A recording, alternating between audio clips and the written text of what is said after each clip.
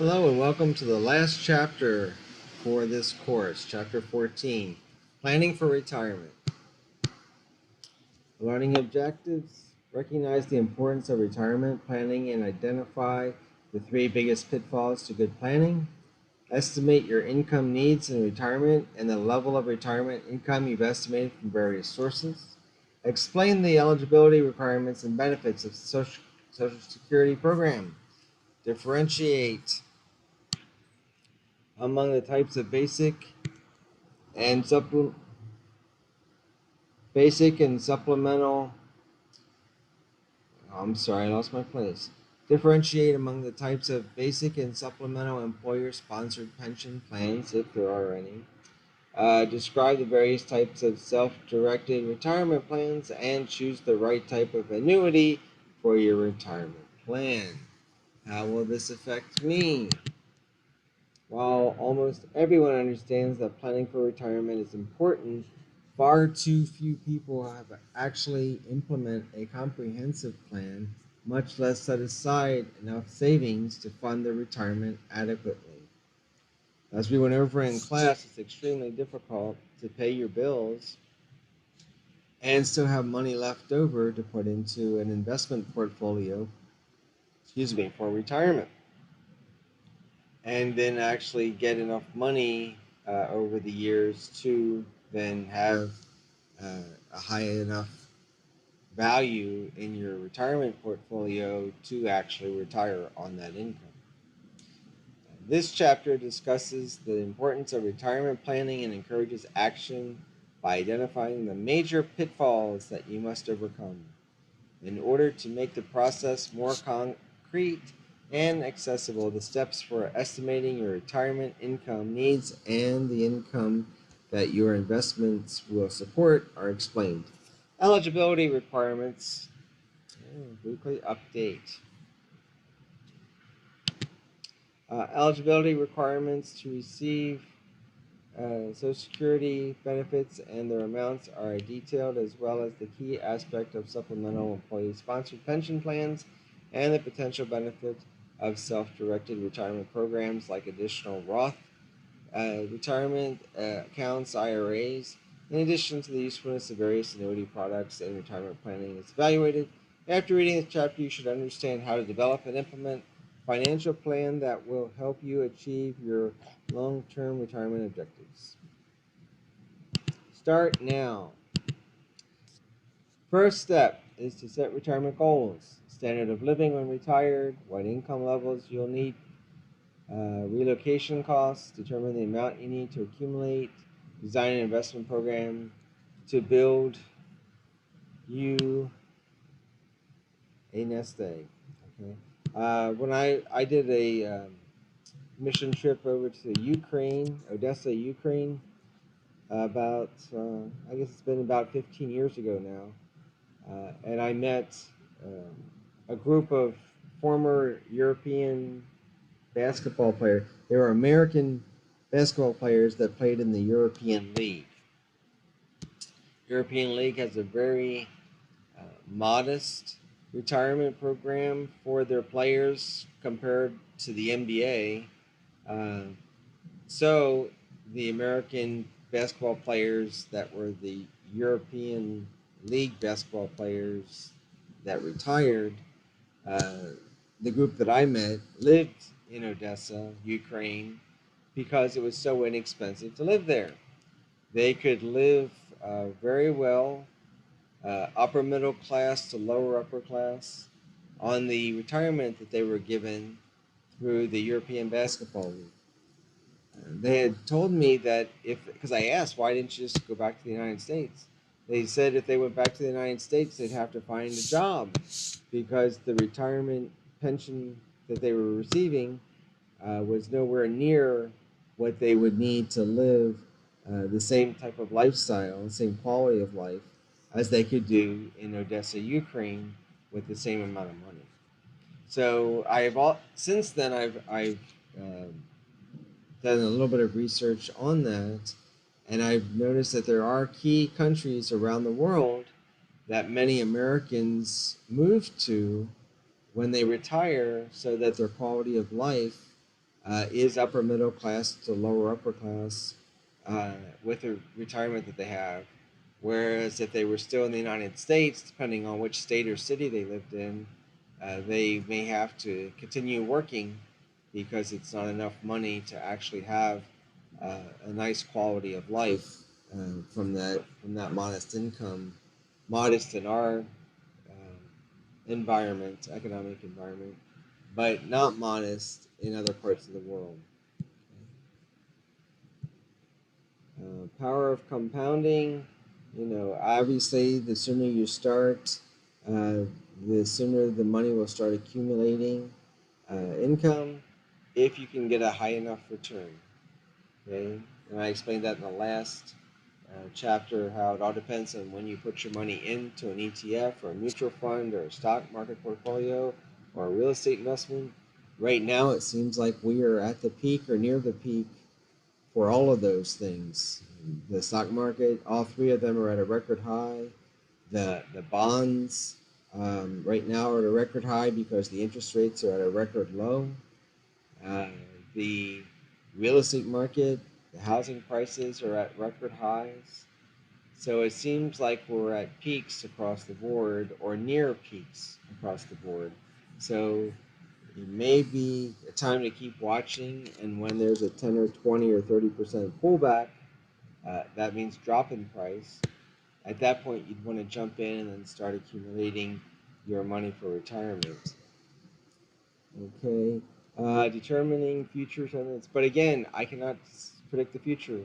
I'm just saying how it was in the past, and the past seems to repeat itself.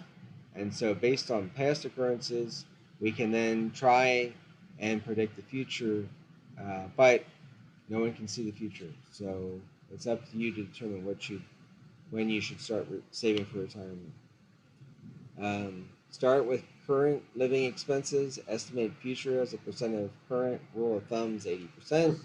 Estimate retirement income, so security benefits, company retirement benefits, investments, and there's a worksheet 14.1 in your textbook to do all that. And there's what the worksheet looks like. So you can fill that out. And then continue on with that. And then determine annual savings based on that. So in this case, annual savings need was $334,950 divided by 79, which is $4,237. Okay. Source of income, Social Security, earnings, private pension, income from assets, government employee pensions, other. So this person was in the government until they were able to retire from the government, and then went on to a private company that had a pension plan and was able then to retire from them. So they had two different pensions coming in, plus Social Security, plus their portfolio investments where they got the 32% of the earnings, and then they had other earnings, which I don't know what that is. And then they still continue to work. Okay, from their assets, income from assets. So I'm assuming that's like real estate or something like that. And by they continue to work, I meant they continue to manage their assets, like being a landlord or something like that. There's a security qualifications must worked 40 quarters or 10 years of full-time work. So if you haven't worked 10 years of full-time work, you do not qualify for Social Security. And that doesn't sound like a lot, but I guess for some that is more than what they've ever worked, and so they don't qualify. Okay. For full benefits must meet qualifying age requirements. If born in 1960 or later, full retirement is at age 67. Okay, as of now, they could change that. They have changed it before. It used to be 65, now it's 67. For people under the age of 30 right now, that could go up to 70 or 71. I have no idea. All depends on how much money is left in Social Security as to what age is the qualifying age to start receiving it. Benefits are increased to 8% per year if deferred taking benefits after age 67 until you reach the age of 70. No additional increase after age of 70. So that means that there is absolutely no benefit whatsoever to you not retiring and receiving Social Security once you hit the age of 70. Okay?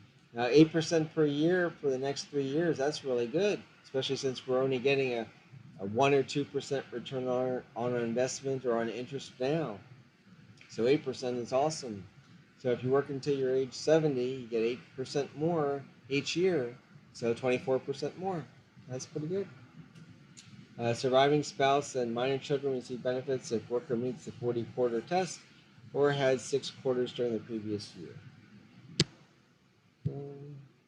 Primary funding of Social Security, FICA tax, which is 6.2% of your salary, and wages up to a limit that is adjusted for inflation each year.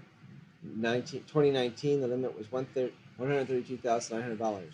That means that if anything you make above $132,900, there's no FICA tax on it. So the first $132,900, you have to pay the 6.2%. Anything above that, you don't pay the 6.2%. So if you make $200,000, then the next $67,100 does not get taxed at 6.2%. The employer matches the amount paid by the employee, thus the total of 12.4% of the salary up to its limits is paid each year. People who are self-employed must pay the total of 12.4% of self-employment income, again to the limit amount. The other part of FICA tax, 1.45% by employee and employer, is for Medicare. Okay, so that means really you're paying an additional 0.725 on top of that. So it's really 7%, basically.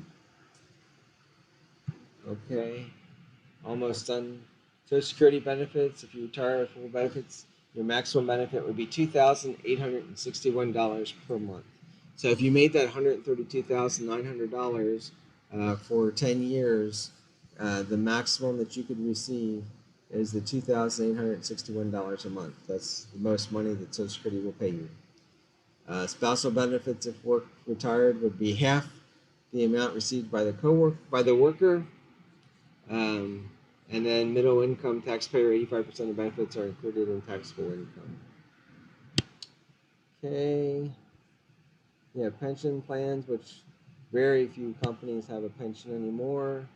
So if you find a company that still has a pension, that's awesome, but most do not anymore. There's all kinds of supplementals, the 401k, the thrift and savings plans by employers, profit sharing, which most of them stopped the profit sharing with COVID. The KEO SEP plans, we read all about that. And then individual retirement accounts, the Roth IRA, the traditional IRA.